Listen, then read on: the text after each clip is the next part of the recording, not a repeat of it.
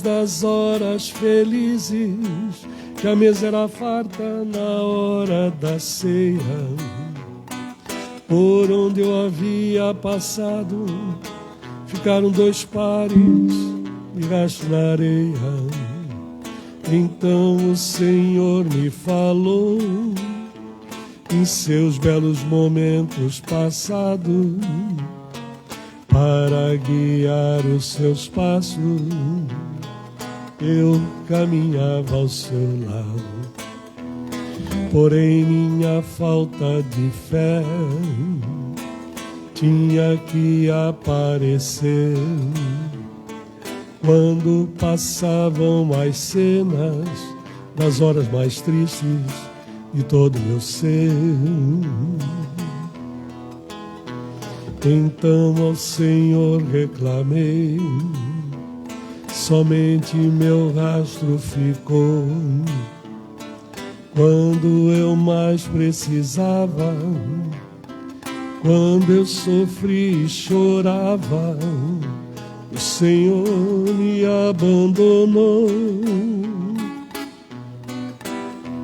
Naquele instante sagrado, Ele abraçou-me dizendo assim: usei a coroa de espinhos, morri numa cruz e duvidas de mim.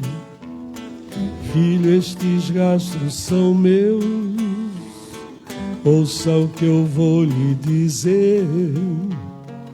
Nas suas horas de angústia, eu carregava você.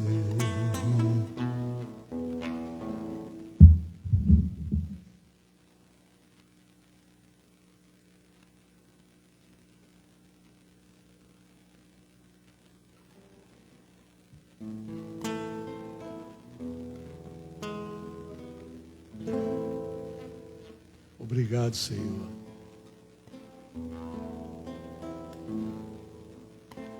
Pelos olhos que tenho,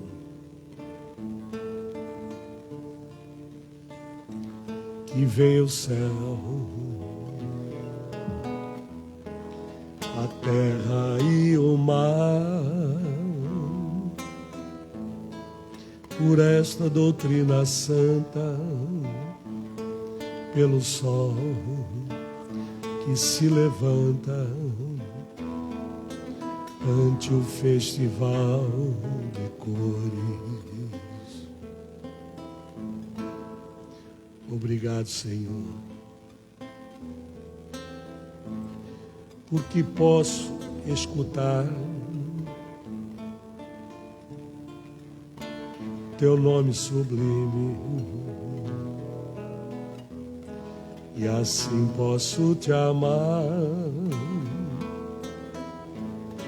na sinfonia da vida, no trabalho, na dor e na lida. Obrigado, Senhor,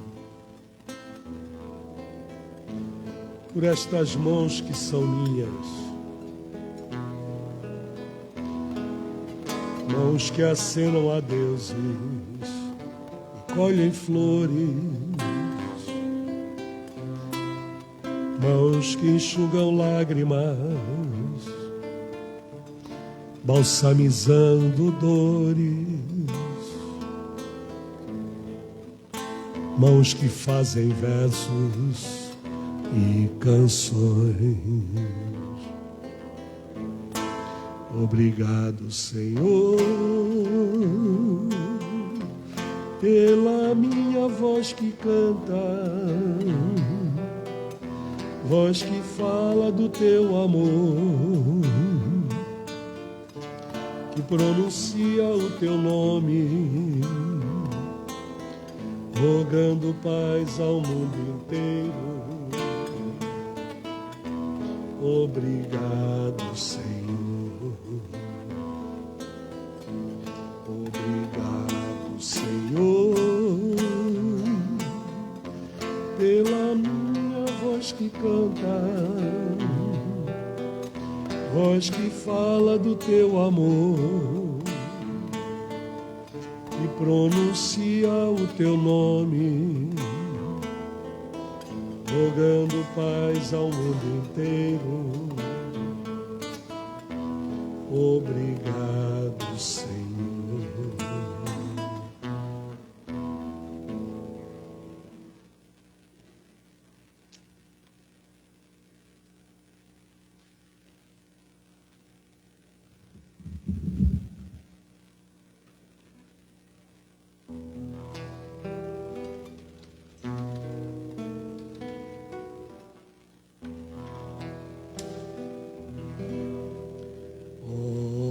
Jesus,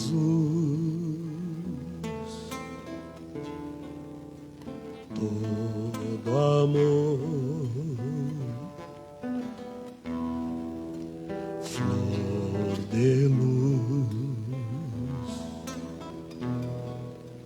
do Senhor,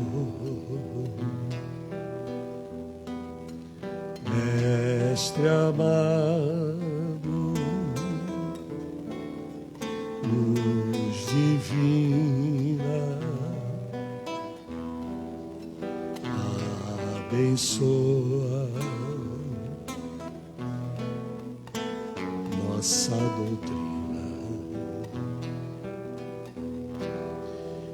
e que este dia de fraternidade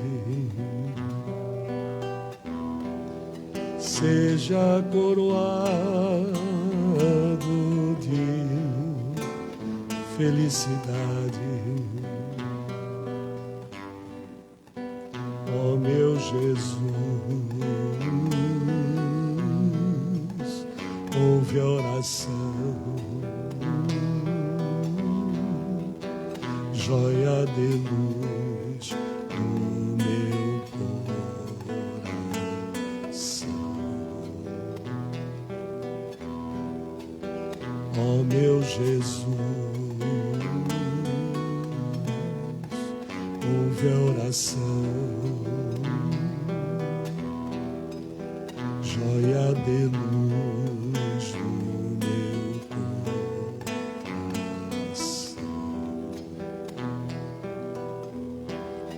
Laraia,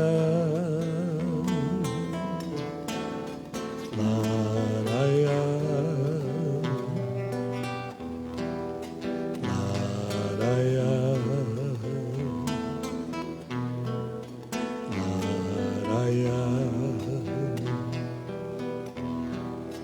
Mestre amado, luz divina, abençoa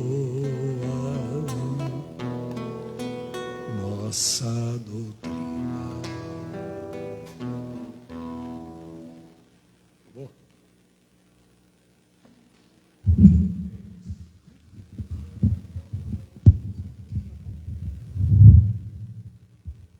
Testando.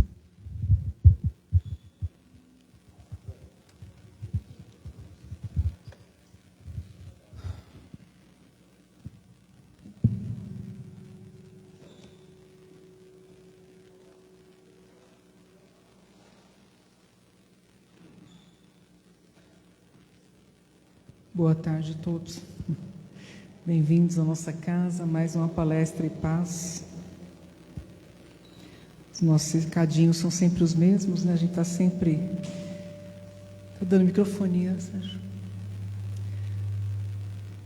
A gente está sempre pedindo auxílio de vocês, né? Para os irmãos do prato de sopa.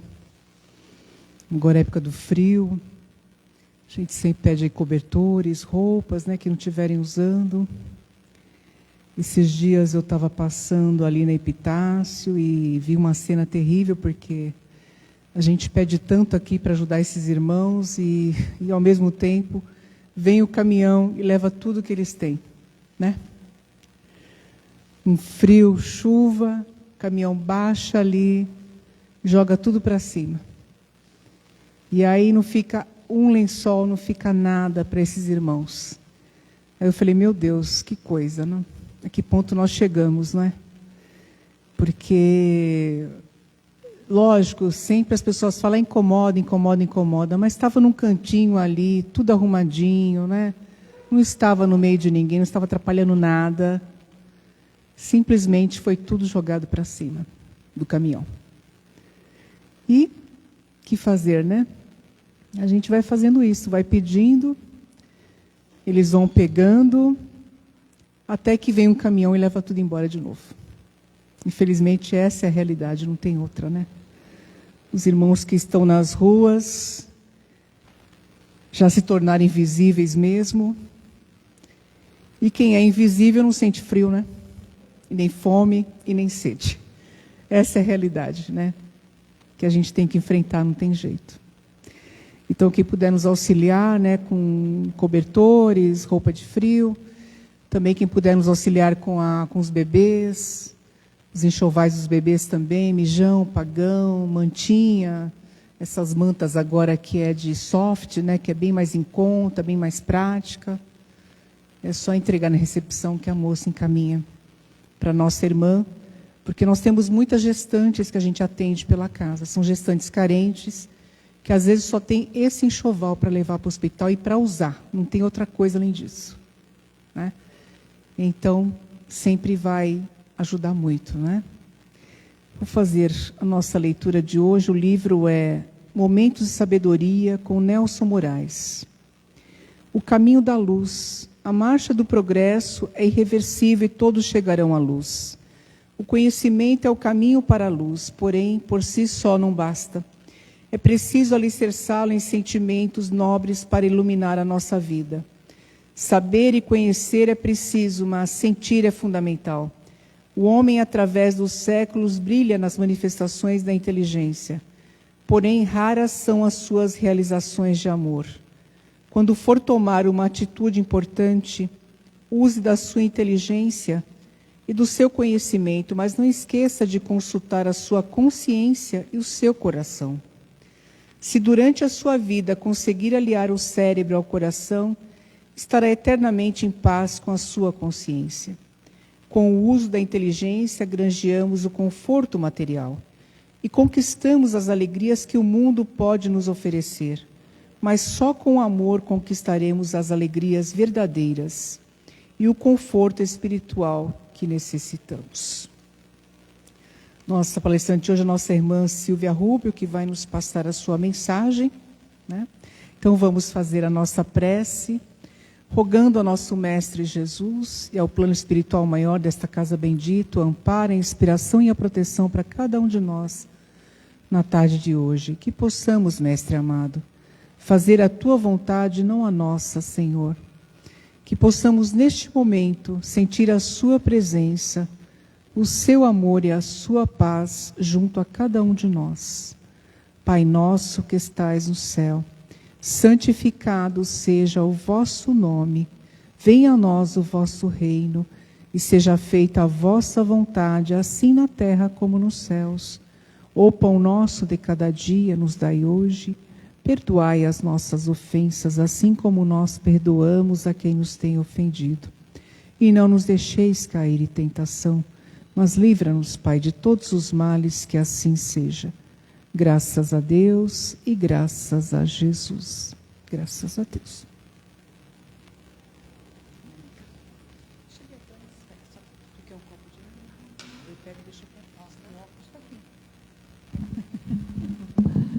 Boa tarde, irmãos queridos, irmãs queridas. É muito bom estar aqui novamente nesse lar, nessa casa que nos abriga. E hoje nós vamos falar de um tema bem interessante, bastante importante, que é o Evangelho no lar.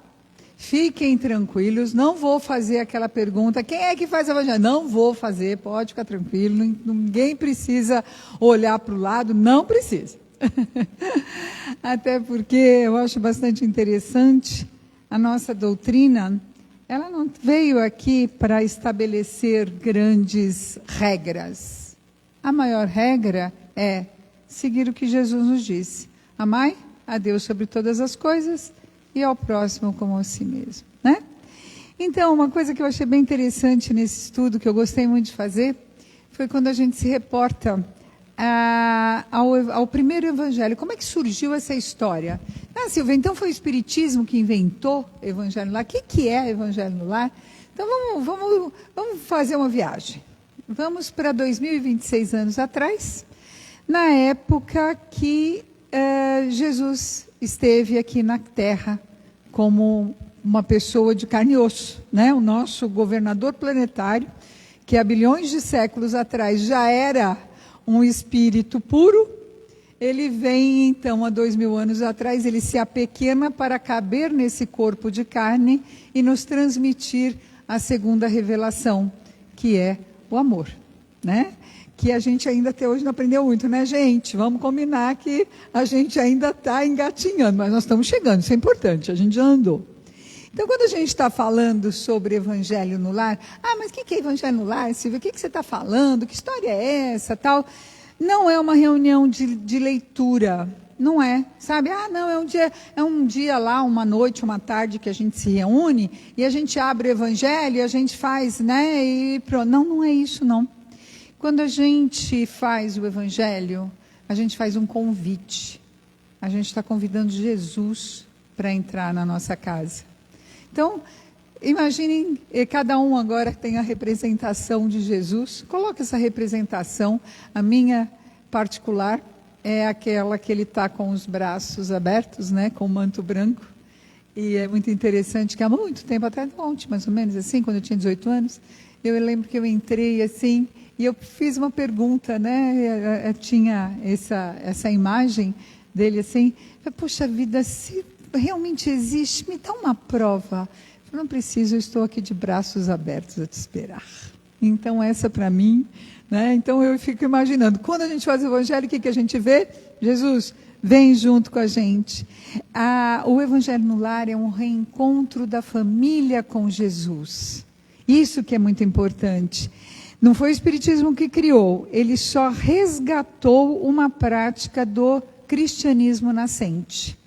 Como era então na época de Cristo, gente? Eles se reuniam para rezar, né? Quando Cristo esteve na Terra, a gente sabe que não foi assim, né? Jesus escolhe os apóstolos, né? Ele vai, e isso é importante a gente entender, porque ele poderia muito bem já vir com a turminha dele, né? Ou então com a equipe, ou então com o grupo, né? Ele já poderia muito bem ter feito isso, não poderia? Chega, claro que o planeta estava sendo preparado para a sua vinda. Não foi assim também, né? Chegou de repente lá de qualquer jeito, não foi assim. Mas ele já tinha essa intenção. E quando ele escolhe pessoas comuns, pescadores, cobradores de impostos, zelotes, pessoas simples e humildes para serem os seus discípulos, para darem continuidade à sua mensagem, o que ele está dizendo para nós? Você também consegue. Vem. Sabe, eu estou te esperando. E aí, lá no livro Jesus no Lar, do Neio Lúcio, tem um capítulo que é o primeiro culto cristão no lar. E o que ele lê? O que ele diz, Neio Lúcio diz, adoro esse livro eu recomendo, inclusive, se vocês, é um livro muito bom para o Evangelho no Lar, né? São histórias curtas e diretas e muito explicativas. Então, Simão Pedro, ele acaba sendo, né, aquele que reunia realmente todos os apóstolos, começa com ele, aquela coisa, e ele foi testado na sua fé, testado, né, na sua fidelidade a Jesus o tempo inteiro. E a família de Simão Pedro também era uma família como a nossa, uma família cheia de problemas já naquela época. E aí o que acontece? Ele passa a frequentar a casa de Simão, chega lá uma noite, a sogra de Simão estava muito doente, ela ardia em febre há dias. Lógico que Jesus faz o quê? Jesus, ele cura, ele retira a febre. Ao ponto da sogra de Simão, quando ele termina, já levantar e ir ajudar, porque era já uma reunião onde as pessoas já se reuniam para tratar do perdão, do amor, do reino de Deus, das bem-aventuranças. Jesus já fazia, onde ele estava, né, ele já fazia esses ensinos, ele já passava esses ensinamentos. Então ela já levanta da cama, onde ela já estava há dias, prostrada, e já participa daquela reunião, ajudando, né? E no livro ele diz exatamente ali, que reunidos os familiares e alguns vizinhos, Jesus tomou de escritos sagrados e comentou com inexcedível bondade as promessas do reino de Deus. Então veja bem que é muito importante. Não tinha formalidade, não tinha rito. Havia somente explicações, diálogo, prece. Nascia ali então a semente, onde foi durante muito tempo feito o evangelho no lar. Jesus transforma a casa comum em um templo vivo. E é muito importante que ele faz o quê? Explicação de ensino, conversa fraterna, prece e vibração pelos necessitados. E assim nasce o primeiro evangelho no lar. E a gente precisa ter a mesa, ter a toalha, ter a imagem. Não precisa de nada. A gente não precisa de nada disso. A gente precisa nunca. Silvia, mas eu sou sozinha. Tá. Ok. A gente está sozinho, gente? Em que momento que a gente está sozinho? Minimamente, mínima. Então, o nosso anjo de guarda do nosso lado. Ponto final. Tá? Claro que para um encarnado, 5 desencarnados. Quem que nós vamos atrair? Através do nosso pensamento e sentimento, a gente vai atrair os espíritos que estão na mesma faixa vibratória. Então, eu estou sozinha no meu lar? Tô não. Minimamente um 6zinho a gente tem lá. Tá? Então, vamos tomar cuidado para isso. E uma coisa que é muito importante, que a gente precisa entender, é que o lar, ele é o primeiro núcleo de vivência do Evangelho. Por quê? Porque neste momento que a gente está reunido em família, é que a gente precisa treinar as nossas habilidades, treinar o nosso amor, treinar a nossa paciência, a nossa tolerância, a nossa resignação. O lar deve ser o primeiro núcleo de vivência do Evangelho. Antes do templo público, o templo íntimo. Antes da praça, a família. Veja bem, gente, para a gente vir hoje aqui, para esse estudo da tarde, ainda mais com um dia chuvoso assim, a gente se planejou bastante para vir, não foi? A gente teve que colocar, né, qual vai ser a blusa que a gente vai colocar, o guarda-chuva, pega isso, leva aquilo, a gente se organizou, né? Então a gente fez todo um preparo para estarmos aqui, para ouvirmos e participarmos deste ambiente de consolo e de instrução, certo? Ok, quando a gente sai daqui agora, a gente vai tomar um passe, parece que a gente sai flutuando, levitando. Quando a gente entra em casa, se a gente tem algum compromisso, como é que a gente entra?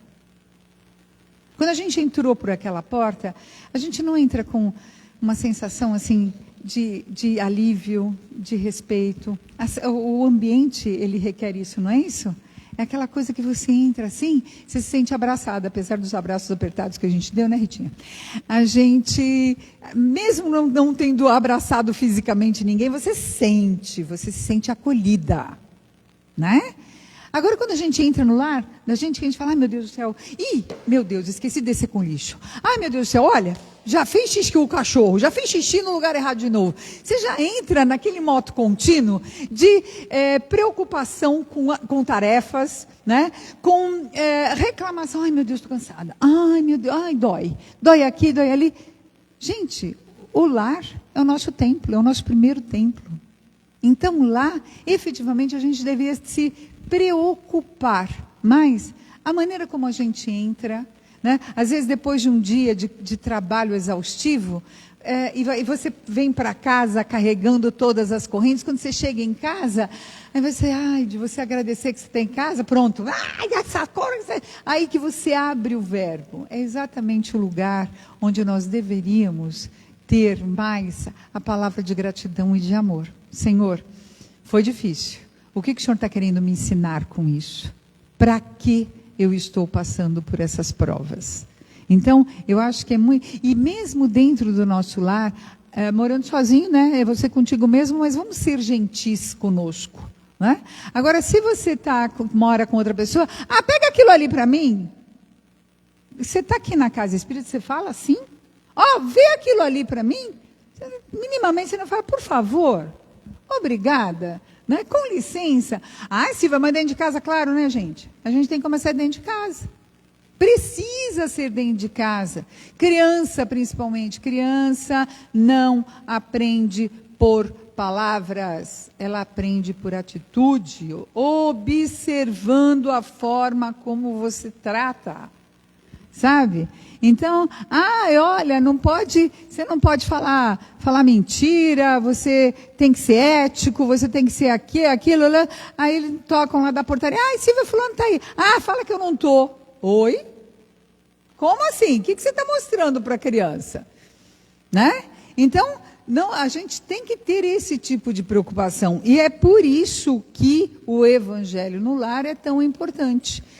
Então, uma coisa que é super importante a gente entender da importância é que o lar é o primeiro campo dessa transformação. Nós estamos aqui em busca de melhoria, todos nós, principalmente quem está aqui hoje encarnado nessa sala, né? Que saiu da sua casinha com essa chuva e está aqui, né, Ana?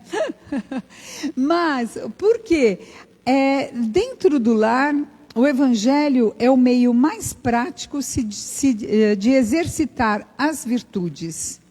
E é onde a gente mais escorrega. Porque onde a gente tem intimidade, o que acontece? A gente relaxa. E muitas vezes a gente não é gentil. Né?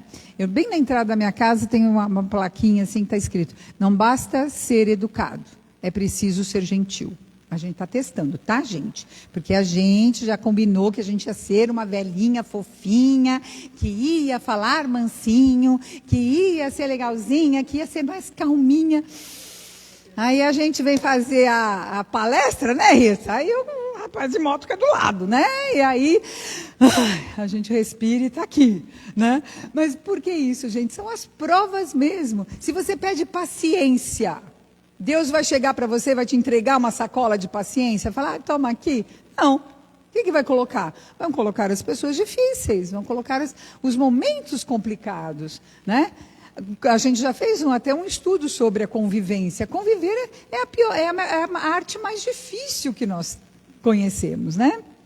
Então, o que é muito importante que a gente precisa entender o Evangelho no Lar é o encontro da família com Jesus.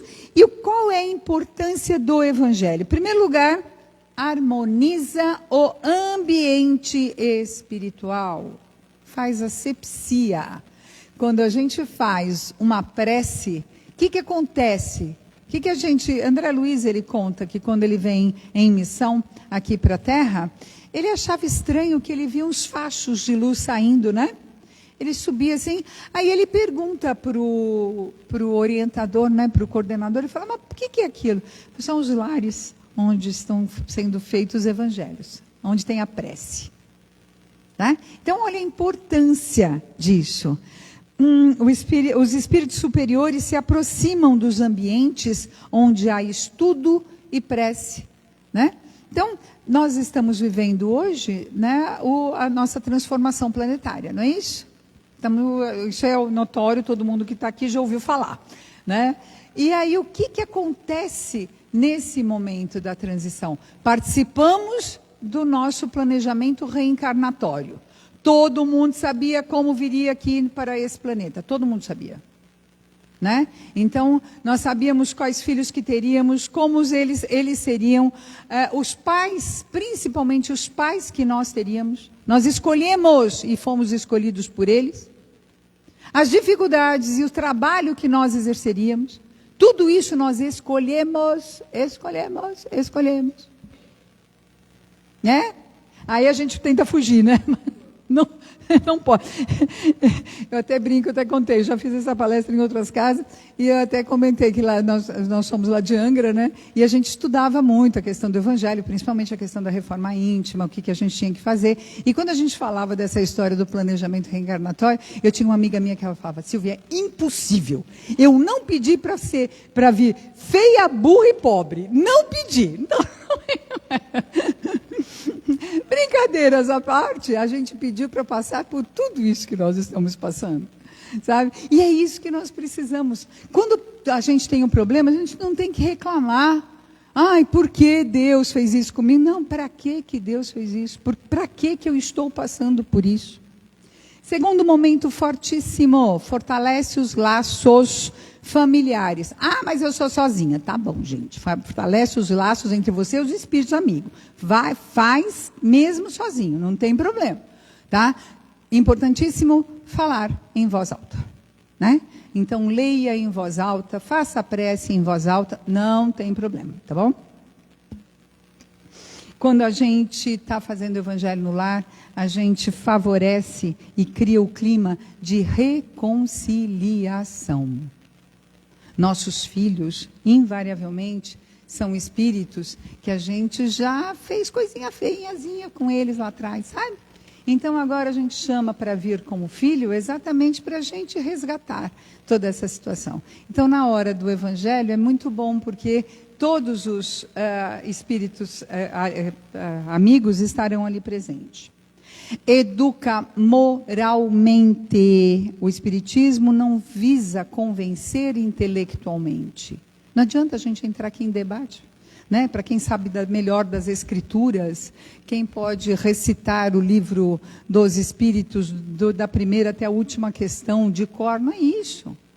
O objetivo não é cognitivo, é moral, é sentimento, é coração, é amor. É isso que a gente precisa fazer.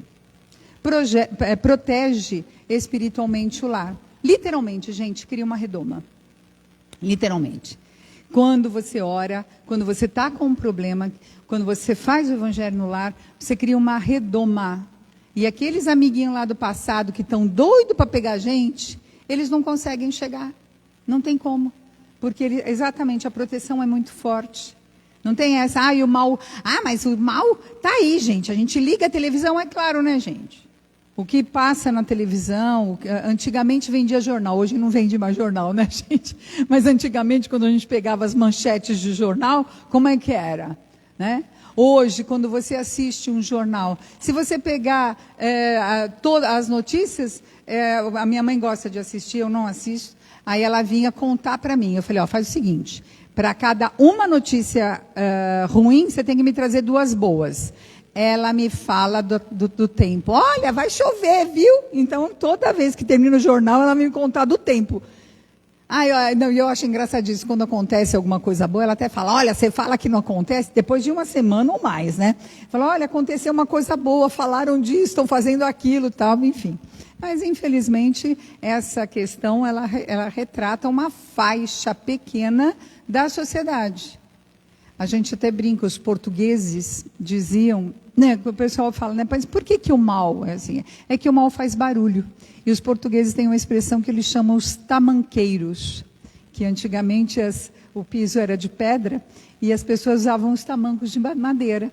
Então, quando você ouvia aquele barulhão, parecia que uma multidão estava chegando. Não, eram 2, 3 pessoas vindo. E o mal é isso. O mal são os tamanqueiros. Faz barulho. No próprio Livro dos Espíritos diz, né, que o mal ele tem iniciativa, enquanto que o bem é tímido. Quando as pessoas de bem começarem a fazer e mostrar, né, que não há necessidade, mas enfim, fazer o que tem que fazer, o bem vai aparecer muito mais, né? E como ensina Kardec, fora da caridade não há salvação. Então, a maior caridade que nós podemos fazer realmente é fazer uma prece, fazer o Evangelho. Aí, como realizar o Evangelho? Muito engraçado, né? Quando a gente fala assim, que vai fazer uma palestra, como realizar sobre Evangelho no lar? Né? O que parece? Parece que é uma série de regras, né? Isso está fácil. Eu até achei interessante, eu nem trouxe o livro, mas de um outro livro que eu tenho, lá da década de 80, eu tenho um folhetinho de uma casa espírita falando como deve fazer o culto do Evangelho no lar. Né? Então, a primeira coisa, simplicidade é a primeira coisa. A gente deve sim escolher um dia e um horário fixo para fazer. Olha aí, ó. Tá, eu também tenho esse, eu encontrei esse também. Ó, tá aqui. Então, a regra de como fazer o evangelho, o roteiro, né? Tá aqui. Então, ó, tá igualzinho aqui, ó. Eu escolho um dia da semana, aqui, a mesma coisa. Fixando horário para reunir com os membros da família. Fazer uma prece inicial. Dá licença que eu vou pular aqui. Leitura de um pequeno trecho. Invariavelmente, o trecho do Evangelho é importante. O Evangelho é importante a gente seguir, uma vez que o Evangelho já foi. E outra coisa, abrir por acaso, tá, gente? Porque acaso, a gente já ouviu isso em algum lugar, né? Que o acaso não existe, não é isso? A hora que você abre o Evangelho, o teu nome está escrito ali em cima, né? Vem direitinho o que você precisa. Pode ser Evangelho no Lar, pode ser os livros de Emmanuel, esse que a Rita leu agora no começo da exposição, enfim. Comentário simples e espontâneo, simples. Prece e vibração e prece final. Ideal de 20 a 30 minutos. Gente, uma coisa que é fundamental. Evangelho no Lar não é sessão mediúnica, tá? Evangelho no Lar não é debate político, não é discussão teológica e nem espaço para críticas. Sabe aquela coisa, quem tem filho adolescente, eu acho que nunca passou por isso, né? Que você chega lá, fala, não, porque os mansos e pacíficos, questão de ordem, vamos deixar a casa toda arrumada. Não, mas sabe o que acontece, né, gente? Porque não adianta nada a gente fazer evangelho, aí toda vez que for beber água, largar o copo sujo em cima da pia. Então, vamos evitar as indiretas, né? Porque, principalmente com os filhos, é muito interessante, porque nessa hora, a gente é tão inspirada, que dá vontade de você dar umas puxadinhas de orelha neles de vez em quando, né? Mas não é bom não, tá? Na hora do Evangelho do Lar, vamos evitar essa parte. Jesus começa, uma coisa que é muito importante a gente reforçar, que é um momento de luz. Jesus começa a transformação do mundo pelo lar. Pelo lar. Importante também as crianças participarem, tá, gente? Então, quem tiver criança, não alige as crianças. Coloquem no horário que elas possam participar. Peguem o livro, normalmente é o Pai Nosso da Meimei que a gente pega, é muito importante. A hora de fazer prece, a hora da prece. Não é, bom, agora vamos fazer a prece. Pronto, eles fogem, eles saem correndo. É igualzinho a evangelização aqui na Casa Espírita. Eles estão todos empolgados, tal. Você fala, quem vai fazer a prece? Blum.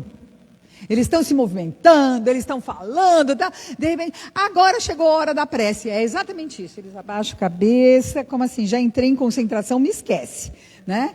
Então, nessa hora, em casa, faz uma pergunta qualquer. Olha, o que você quer agradecer? Né? Você quer pedir alguma coisa? Olha, Jesus está aqui com a gente, sabe? Transforma num diálogo. Ai, a mesa é chata, a cadeira é dura. Senta no sofá, entendeu? Então, adequem o espaço para as crianças, né? A Joana de Ângeles, no livro Homem Integral, ela ensina que o lar é o laboratório onde o espírito encarnado desenvolve os valores morais que o promoverão, certo? Então, a família constitui o mais valioso educandário para a formação do caráter. E se o lar é o laboratório e educandário, o Evangelho é o manual de instrução. Tá? Então, não vamos abandonar essa prática. E, concluindo, o primeiro Evangelho no Lar, ele aconteceu numa casa simples, na residência de Simão Pedro. Não era um palácio, não era um templo, era um lar em dificuldades, mas aberto a Jesus. Ali nasceu um modelo que atravessou séculos. Hoje, cada lar pode repetir o gesto de Simão. Abra a porta, convida Jesus, sente-se para ouvi-lo. Ih, Silvia, mas como é que eu vou falar e vou ouvir? Vai. Porque é inacreditável. A hora que a gente começa a falar, a gente fala, meu Deus, não sou eu que estou falando, não. As coisas saem incríveis, E como disse Jesus, eu sou a luz do mundo. Quem me segue não andará em trevas. Hoje, cada lar, cada casa pode ser um posto de socorro espiritual, uma escola de almas, um núcleo de reconciliação, um foco de luz na terra. E quando fazemos o Evangelho no lar, não estamos lendo um livro, estamos convidando Jesus para sentar-se à mesa conosco. E onde Jesus está, a paz, a força, a direção. Quando a família ora unida, modifica o ambiente espiritual do lar. O Evangelho no lar é fé vivida e não fé professada. Muito fácil falar. Na hora de fazer é que a gente vai ver, né? Que nossas famílias sejam escolas de amor e que o Evangelho seja presença viva em nossa casa. Então, que hoje a gente saia daqui com essa fortaleza e que a gente coloque. Importante a questão da disciplina do horário. A Rita está avisando que lá na frente tem aqui o roteiro direitinho. Está lá na caixinha, tem umas palavras de Emmanuel. É importante a gente estabelecer o dia, porque a espiritualidade tem bastante compromisso. Uma coisa que é super importante a gente lembrar, só lembrar, cada casa ou cada lar onde se passa o Evangelho, onde se faz o Evangelho, todo o entorno é beneficiado. Então, se você mora num prédio, na hora que você está fluidificando a água, você acha que a espiritualidade vai chegar e falar, não, peraí, dá licença, é só esse apartamento aqui que eu vou colocar. Não, é de cima, é a caixa d'água do prédio inteiro. Ah, mas eu moro na rua, moro em casa, tá? Então vai ser a rua toda. É o bairro, é a cidade, é o país e o nosso planetinha, né? Terrinha, o nosso planetinha azul, está precisando demais desse carinho, deste envolvimento. Tá? Então, se vier com alguma dúvida, estamos aí à disposição. Que Jesus nos abençoe e esteja sempre junto de nós. Obrigada, gente.